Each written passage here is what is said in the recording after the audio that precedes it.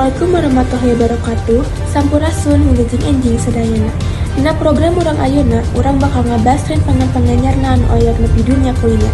Dina kadar anu amis nepi ka anu asin, hayu urang memulai dunia kuliner Tasikmalaya bebeunghar ku rasa jeung kreativitas.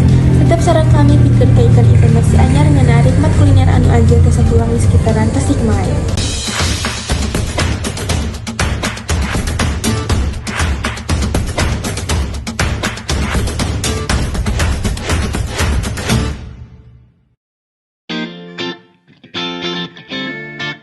Wengi Minggu mangrupa waktu anu sering dipakena ku sababaraha jalmi keur ngalenggang ngarah ka udara seger.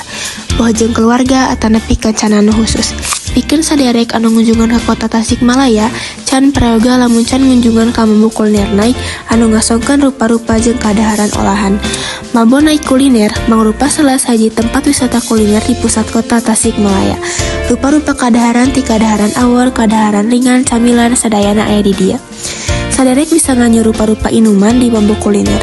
Dengan inuman wae, kuliner ieu oge kasadiakeun rupa-rupa kadaharan tradisional jeung kadaharan ala luar negeri.